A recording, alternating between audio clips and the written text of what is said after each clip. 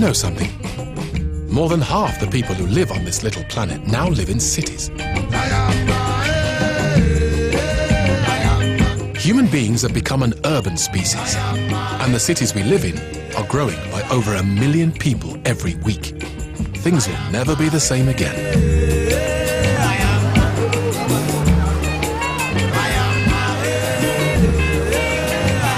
Welcome to Lagos, the largest city in Nigeria, and the fastest growing of all the megacities, of 10 million people and more, which are popping up all over the world. Each week, another 10,000 people pour into the slums which make up 3/4 of Lagos. And they're already full to bursting.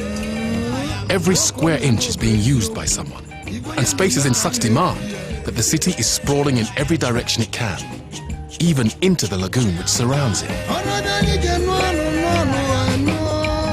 When we first come here, all this place is water, surrounded with water. But despite this chaotic approach to urban planning, life in the ghettos on the water isn't all about poverty, pollution, and cholera, you know. These people can show you that a little bit of chaos is not always a bad thing. This boat is sinking. It's sinking down. They're trying to bail it up. They're resourceful, determined, and unbelievably resilient. This is my own identity, to let people recognize the work that I'm doing. And they're successfully adapting to the realities of modern city life in ways which you, in the so-called developed world, couldn't even imagine.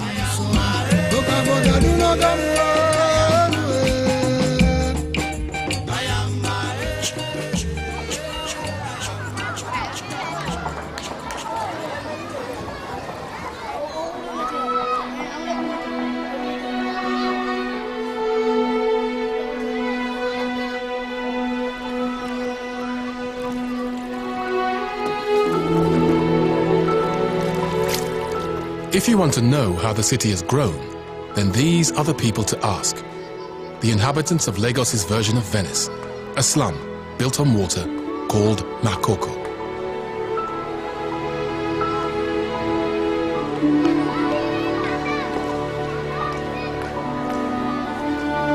"200 years ago, this was just a small fishing village on the edge of Lagos Lagoon. But as more and more people flooded into the expanding city, looking for somewhere to settle, they began to build houses on stilts. Now Makoko extends half a mile out into the water and is home to over 100,000 people. And counting.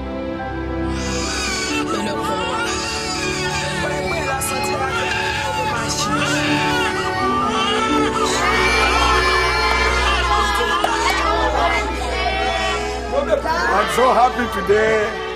For more happiness, my child deliver new baby girl. I'm so happy. Now we have a look. Take this guy, Chube. He first came here some 40 years ago when he was in his 20s, and he's seen the place transformed. Now aged 65, he's the proud father of 18 children, and as of today, 5 grandchildren, most of whom still live with him in the oldest part of Makoko.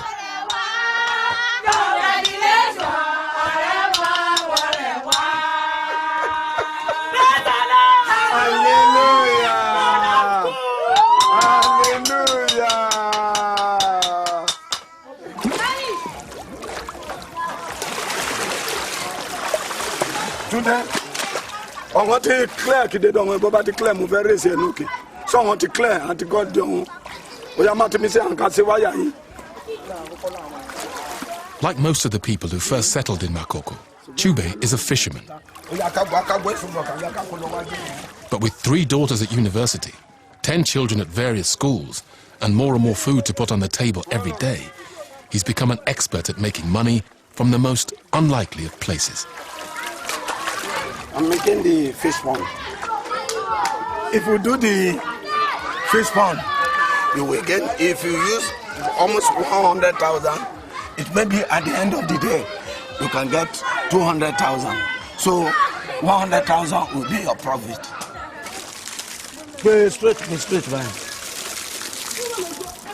You see, this is the fish we train for the fish pond. Yeah, okay, drop it.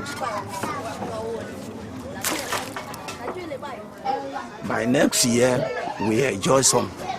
So we can make a pepper soup and have a taste how the fish look like.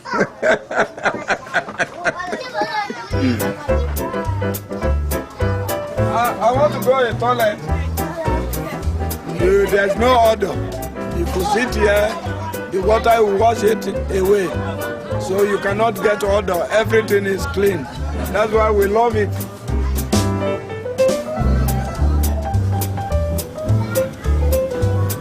Now, you might not want to go for a swim round here, but everything else in Makoko takes place on the water. People commute to work. Goods are brought to market. And every day, the children are rowed to school.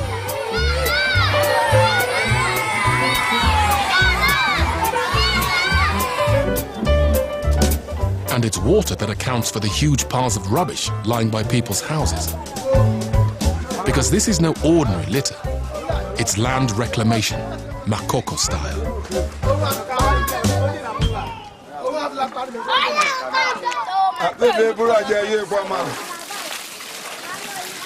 You see all this rubbish? We put all this rubbish. After 6 months, when the things settle down again, we put another rubbish. To avoid the smelling, we go to Ibutemeta and collect the sawdust. So we put this sawdust on top. When it's strong, we started to put sand on top, so it will be stable.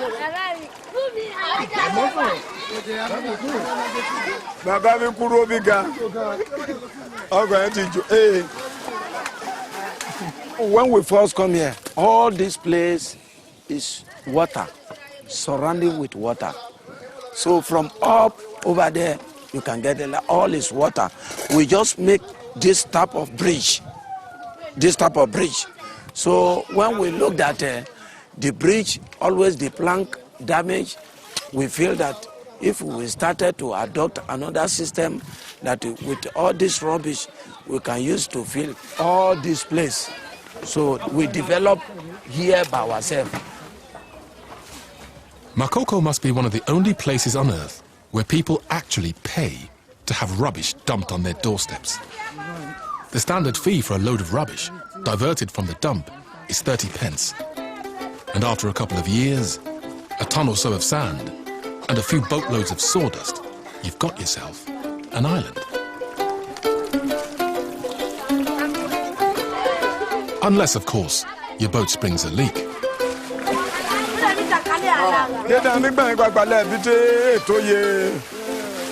This boat is sinking down. They're trying to bail it up.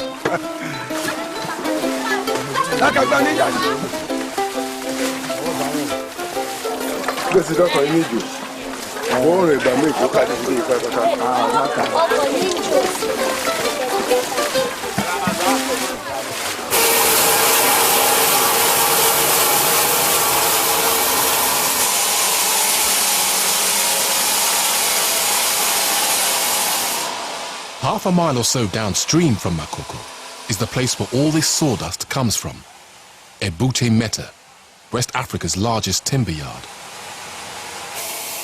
Clustered along the banks of the lagoon are more than 100 sawmills, cutting vast quantities of timber every day. As the slums of Lagos continue to expand, it's this place which is supplying all the wood.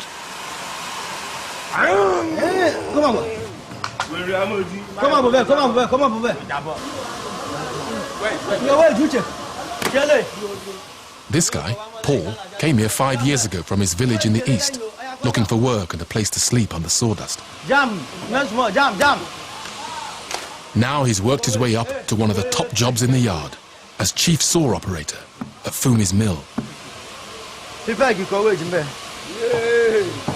This is very big wood, very, very big. I'm putting the measurements. This one brings big measurement. This one will produce big money.